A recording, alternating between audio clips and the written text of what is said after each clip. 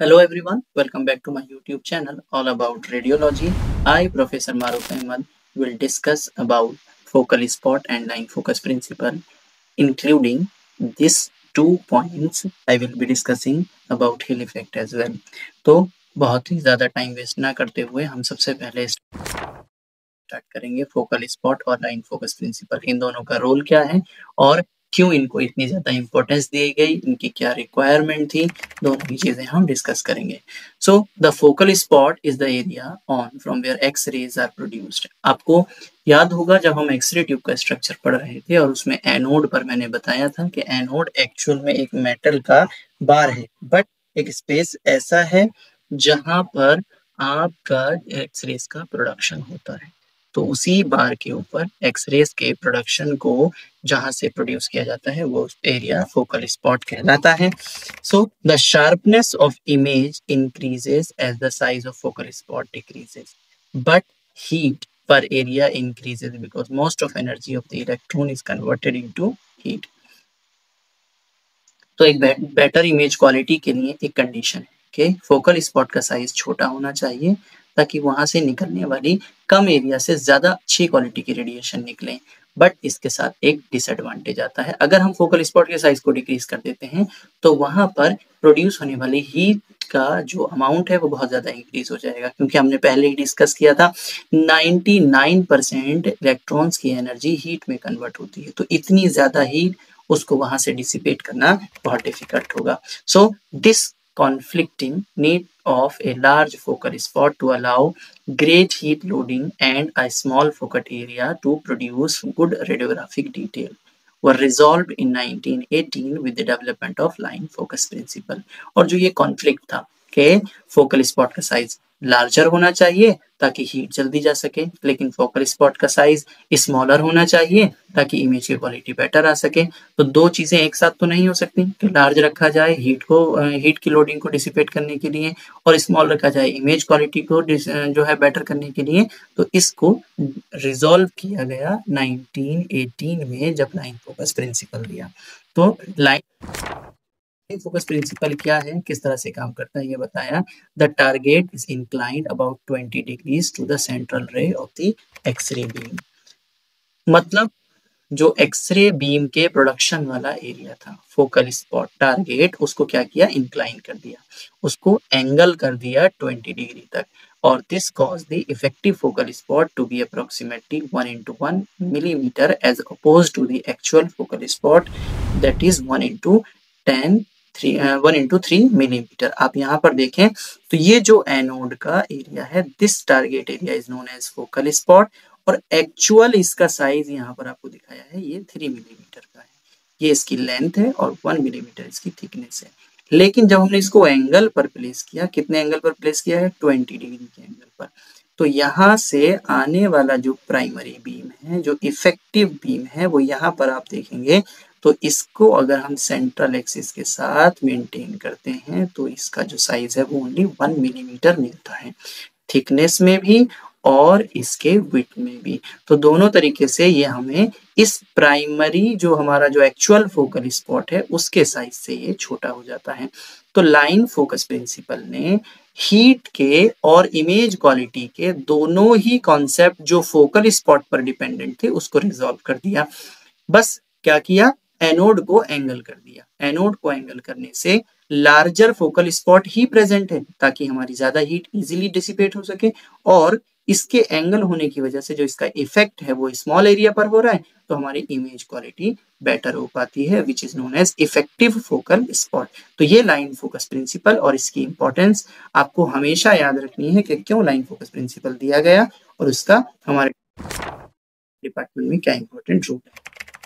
इस चीज को जो पूरा रिजॉल्व किया गया लाइन फोकस प्रिंसिपल में, वो सबसे बड़ा रोल था एनोड को एंगल करने का।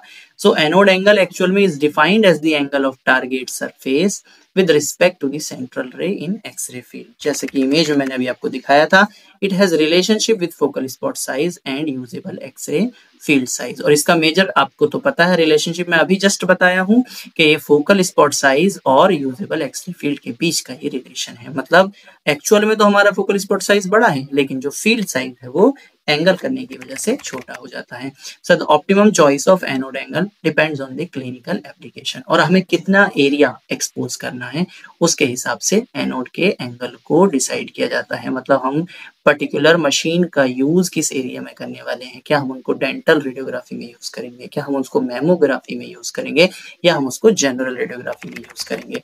सो a small anode angle is useful in small FOV and larger anode angle for general radiographic work to achieve larger FOV। अगर आपको छोटा सा एक FOV चाहिए तो उसमें स्मॉल एनोड एंगल रखना होगा, और लार्जर FOV चाहिए तो लार्ज एनोड एंगल यहाँ पर हमें देना होगा to the anode. So modern X-ray tubes are designed with anode angle of 10 to 13 degree with focal spot size of 0.6 to 1.3 millimetre. जो करंट डिजाइन की हमारी एक्सरे मशीन होती हैं उनमें एंगल आप देख सकते हैं लेस देन 20 डिग्री है, और इसका साइज भी फोकल स्पॉट का बहुत ज्यादा नहीं है। So to optimize the design larger anode angle with small filament length is used, और इस चीज के डिजाइन को ऑप्टिमाइज करने के लिए इसके साथ साथ ये फिलामेंट की लेंथ को भी इसके साथ कनेक्ट कर लेते हैं। So this will provide smaller effective focal spot with wide field coverage, और क्योंकि जो फिलामेंट की लेंथ है उसको आपके फोकल स्पॉट की लेंथ के साथ मैच कर दिया है, तो यहाँ से प्रोड्यूस होने वाली एक्सरेज जो हमारी एक्चुअल फोकल स्पॉट बनने वाली है, सॉरी जो इफेक्टिव फोकल स्पॉट या हमारा यूजफुल बीम बनने वाली है, वो एक लार्जर एरिया हमें कवर करती हैं। यहाँ पर आप देख सकते हैं ये हमारा इफेक्टिव फोकल स्पॉट एक जगह पर और ये हमारा इफेक्टिव फोकल स्पॉट दो जगह पर। तो ये कैसे आपको मैं यहाँ पर दोनों इमेजेस में डायग्राम में जो है डिफरेंस देखने के लिए फोर्स करता हूँ। तो आप देखें एक जो हमारा एनोड को हमने एंगल किया है 15 डिग्री और एक जिसको हमने एनोड को एंगल किया है 10 degree.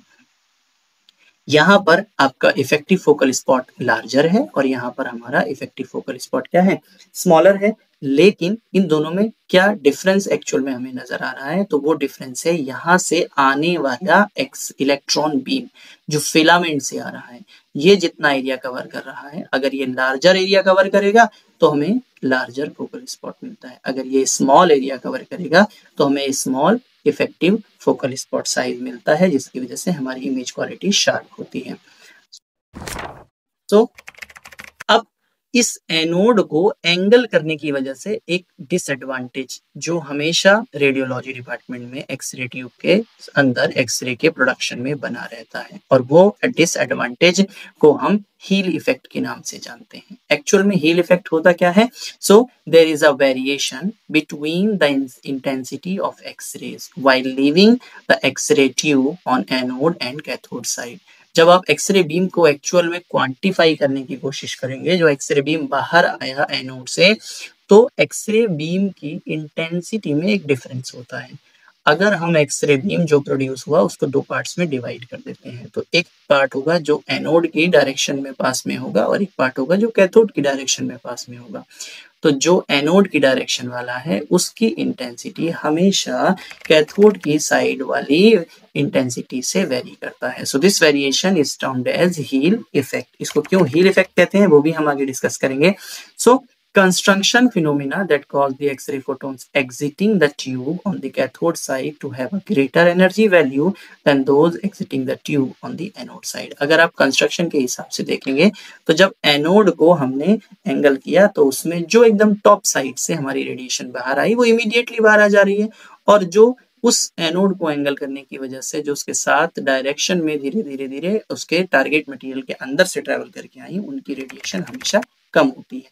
So the thicker portion of the anatomical part is placed beneath the cathode end of the X-ray tube। तो जो ये हील इफेक्ट है, अब क्योंकि एक्सरे बीम होमोजेनस नहीं हुआ, इंटेंसिटी में डिफरेंशिएशन आ गए हैं, तो अब इस इंटेंसिटी डिफरेंशिएशन को ओवरकम करने के लिए हम क्या करते हैं, जब भी हम पेशेंट को प्लेस करते हैं तो एक जो आपके पेशेंट का थिक साइज पार्ट होगा वो हम कैथोड साइड रखेंगे और जो थिन साइड होगा वो हमेशा एनोड साइड रखेंगे।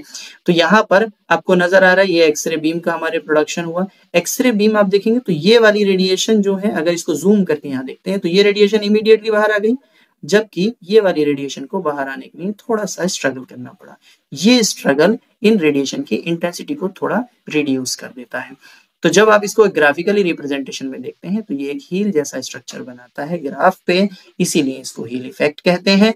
और इस रेडिएशन का जो ये डिफरेंशिएशन है, अगर इसको हम ऑब्जेक्ट्स की थिकनेस के हिसाब से प्लेस ना करें तो इमेज क्वालिटी भी इसकी वजह से इफेक्ट हो सकती है। तो इसी इमेज क्वालिटी को इफेक्ट ना करने के लिए ही यहाँ पर हमारे ऑलवेज हम इसको ओवरकम करते हैं। पेशेंट के थिक साइड जो भी बॉडी पार्ट होगा, जैसे चेस्ट का अगर एक्सरे करना है तो शोल्डर कैथोड की साइड होंगे, और जो आपका एब्डोमेन साइड है वो हमेशा आपके एनोड की साइड प्लेस किया जाएगा।